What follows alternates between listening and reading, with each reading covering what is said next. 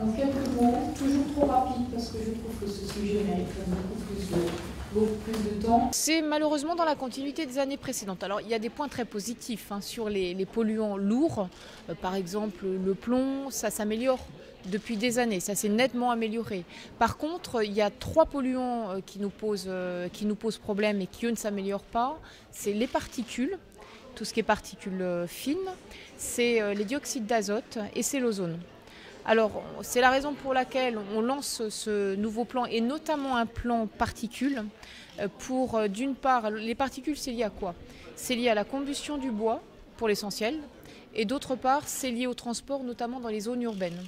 Donc, on a un plan qui est vraiment sur ces 2 axes. Pour la combustion du bois, on a un dispositif d'incitation par crédit d'impôt pour que les particuliers remplacent leur ancienne chaudière bois pour avoir une nouvelle chaudière bois où on n'a pas ce problème d'émission. Et puis, pour la partie transport, on a lancé un appel à projet pour que les grandes agglomérations de plus de 100 000 habitants mettent en place ce qu'on appelle des zones d'action prioritaires pour l'air, c'est-à-dire des dispositifs qui permettent justement de limiter l'accès des véhicules polluants à certains moments. On a un objectif chiffré, en tout cas pour les particules, qui est que d'ici 2015, on réduise de 30% les particules. C'est pas simple, faut pas se mentir, c'est vraiment pas simple. En raison du poids du parc automobile et notamment du parc automobile diesel en France, avec d'anciens véhicules où il n'y avait pas nécessairement de filtre à particules, en raison d'anciennes chaudières qui n'étaient pas nécessairement équipées de bons filtres. Mais ce que l'on sait en tout cas, c'est que pour les zones des grandes agglomérations où ces particules peuvent représenter parfois jusqu'à 40-50% liées au transport, là on peut réduire de 30% les particules liées au transport. Donc on a une vraie solution qu'on va expérimenter pour voir tous les aspects sociaux, tous les aspects économiques. Alors au niveau de l'air intérieur, l'air intérieur étant plus pollué que l'air extérieur et en plus vous y passez beaucoup plus de temps dans votre vie, on a 3 dispositifs principaux. Le premier, c'est la mise en place d'une surveillance systématique de la qualité de l'air dans les établissements qui accueillent des publics sensibles et notamment des enfants, dans les écoles et dans les crèches.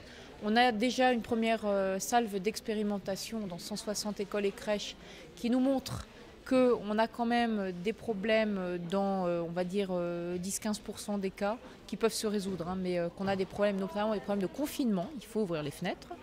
On a un deuxième point qui est l'étiquetage des matériaux et des produits de construction, ce qui permettra justement à chacun de savoir si ces matériaux contiennent par exemple des produits allergènes ou des composés organiques volatiles. Et ça, c'est une première en Europe, donc on est en train de le finaliser, mais ce sera fait d'ici, ça va commencer à la fin de l'année. Et puis, on teste ce qu'on appelle des conseillers en environnement intérieur, c'est-à-dire des personnes qui peuvent venir chez vous si vous avez des gros problèmes respiratoires et vous dire voilà, c'est pas le bon produit d'entretien, voilà, il ne faut pas mettre de moquette ici. C'est un conseil gratuit, ça existe déjà. On veut maintenant l'expérimenter à plus grande échelle pour le suivre, pour l'évaluer et pour voir dans quelles conditions on pourrait ou non le généraliser. Comment ça va s'articuler dans l'outre-mer ? Dans l'outre-mer, ce sont exactement les mêmes dispositions qui sont applicables, même si on n'a pas les mêmes polluants. La politique que l'on a ici, c'est surtout de dire attention, on n'a pas la même solution partout en France. On a des solutions qui sont spécifiques, donc par définition, toutes ces mesures doivent être déclinées dans des plans régionaux. Parce que ce qui est applicable à Marseille n'est pas nécessairement applicable à Pointe-à-Pitre. Donc c'est la logique que l'on veut, c'est une application régionale dans des plans qui sont définis avec les élus. Le dispositif, c'est que je reste convaincue qu'à la